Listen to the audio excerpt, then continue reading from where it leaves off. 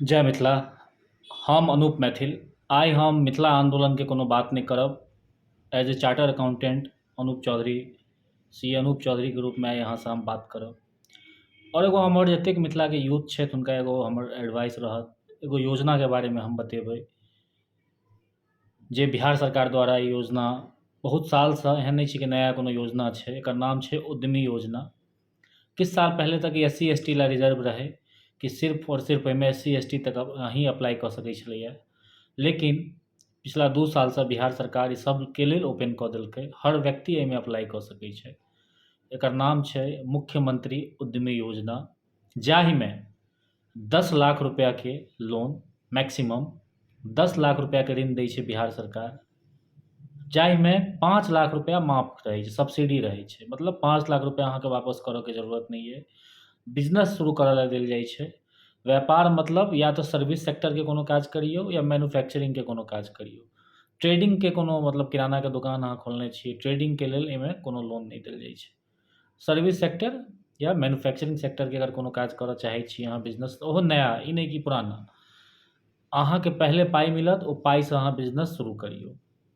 तो बहुत ही नीक योजना छै और बहुत ही सिंपल एकर एप्लीकेशन के प्रोसेस छै।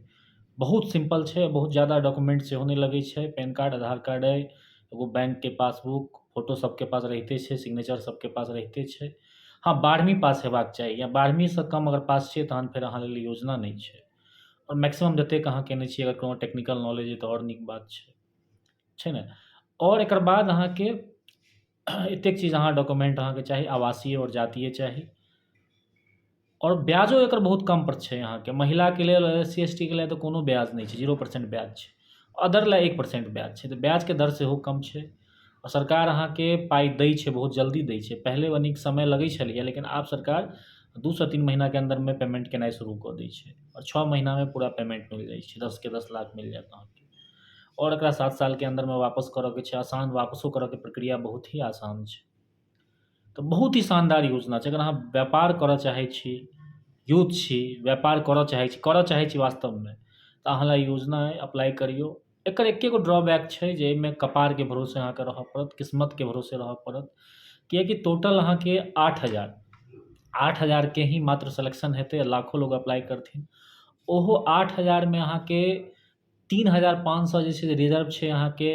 अगर अहाँ लेदरके कोनो काज करै छियै, या गारमेंटके काज करै छियै, या फूड प्रोसेसिंगके काज करै छियै, एहन कैटेगरीके काज लेल रिजर्व कऽ देल गेल छै 3,500, 3,500 एहन लोकके मिलतै जे ई तरहके काज धंधा शुरू करथिन।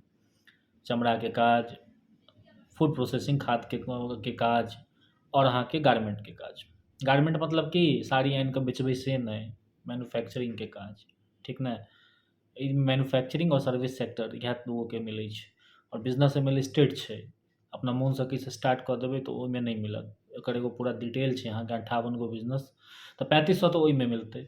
4,000 के लेल अहाँके 58 गो बिजनेसके लिस्ट केने छै सरकार, जाहिमे पशु आहार छै, मुर्गा दानाके प्रोसेसिंग छै, उत्पादन छै, मखानाके प्रोसेसिंग छै, बेकरी उत्पाद छै, आटाके जे छै से बेसन उत्पाद छै, ओकर बाद अहाँके मसालाके छै, बहुत सारा छै। 58 गो एहन छै जाहिमे 4,000 लोकके सिलेक्शन हेतै।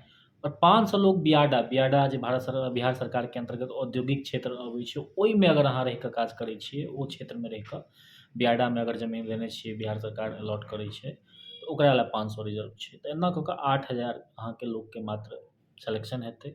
अब 8,000 अहाँके बताए देलहुँ, 3,500 तऽ अहाँके मात्र 3 गो उद्योग ला अथी छै, फिक्स छै। 500 भऽ गेलै बियाडावलाके लेल। अब 4,000 बचलै, ओहिमे महिला लए अलगसँ रिजर्वेशन छै, SC ST के अलगसँ छै। फेर ओकर बाद अहाँके जे छै से जे बचलै ओहिमे जनरलके अलग छै। तऽ टफ छै अहाँके, एतेक जल्दी अहाँके एहिमे सिलेक्शन भेनाइ मुश्किल छै, आसानीसँ सिलेक्शन नहि होइ छै। और एप्लीकेशन बहुत ज़्यादा आबऽ लगलै, बहुत सिंपल प्रोसेस भऽ गेलै अप्लाई करऽके।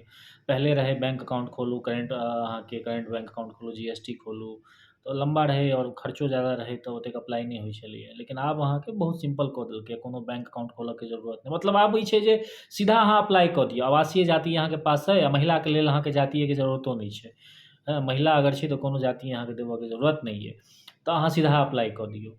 और तऽ अप्लाई ज़्यादा होइ छै, सीधी सी बात छै, बिहारमे बेरोजगारी बहुत ज़्यादा छै।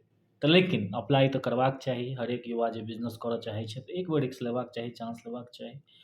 और संगे अगर केकरो नहीं होइ छै योजनामे और अहाँके पास यूनिक आइडिया अइ, किछु अहाँ स्टार्टअप करऽ चाहि रहल छी, स्टार्टअपके अहाँके पास आइडिया अइ, देखियौ ई तऽ किस्मत पर छै।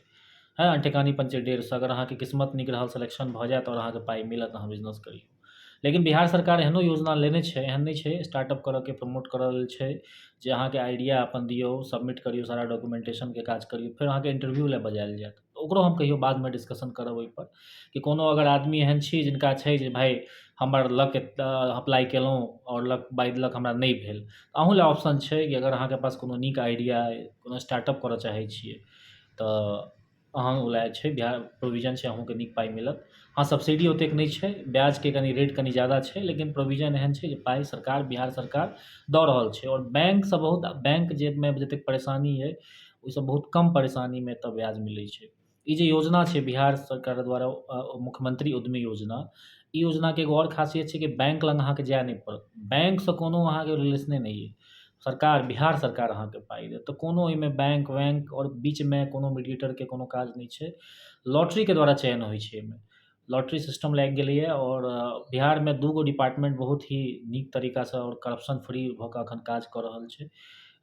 तऽ एगो छै अहाँके शिक्षा, अहाँके मालूमे अइ, और दोसर उद्योग विभाग। एकर जे आईएएस छथिन संदीप पौंडरिक, ओहो काफ़ी सख्तीसँ काज भऽ रहल छै। तऽ पूराके पूरा लक पर छै, तैयो लक पर छै तऽ ट्राई तऽ करियौ, एक बेर ट्राई करियौ। अगर मानि लियौ एको दूगो, 10 गो, 20 गो आदमी अगर यूथ अहाँके एम्प्लॉयड भऽ गेलहुँ, अहाँ अपन बिज़नेस स्टार्ट कऽ देलियै, 2-4 गोके रोजगारे देबै अहाँके। 10 गोके अगर सिलेक्शन भऽ गेल, बिज़नेस करबै तऽ अहाँ कमसँ कम हर आदमी 2-3 गो लोकके रोजगार देबै। मिनिमम 2 सँ 3 गो लोकके तऽ अहाँ रोजगार देबे करबै। तऽ एहिसँ फायदे हेतै, है ना? 50-100 गो लोकके रोजगार मिल जेतै। तऽ यूथ सबके हमर इएह अइ जे यूथ बिज़नेस करऽ चाहै छी, जिनका पास पूँजी नहि अइ, आइडिया अइ, और एकर वेबसाइट अहाँके छै, बिहार सरकारके वेबसाइट पर अहाँके जाकऽ सेहो देख सकै छी। वेबसाइटके नाम छै अहाँके udyami.bihar.gov.in, UDYAMI उद्यमी डॉट, हाँ, करबै उद्यम योजना कऽ कऽ सर्च करबै तऽ आबि जायत, bihar.gov.in। तऽ वेबसाइट पर जाकऽ पूरा डिटेल अहाँ देख सकै छी। पूरा ओतऽ लिस्ट छै ओइपर पूरा। तऽ हम एतबे कहब कि व्यापार करऽ लेल बहुत सारा अपॉर्चुनिटी मिल रहल छै, फंडके सेहो आब अभाव, दिक्कत नहि छै, फंडिंगो भऽ रहल छै, फंडिंगो मिल रहल छै, और सरकारी योजना छै, फ़ायदा एकर लाभ उठाउ। और बहुत सारा योजना छै, एहिमे लक पर छै, लेकिन बहुत सारा एहनो योजना छै जे अहाँके क्वालिटी, अगर अहाँके पास नीक विजन अइ तऽ ओहिमे अहाँके लोन मिलत, और बिज़नेस करू। जय मिथिला, जय मैथिली। बहुत बहुत धन्यवाद।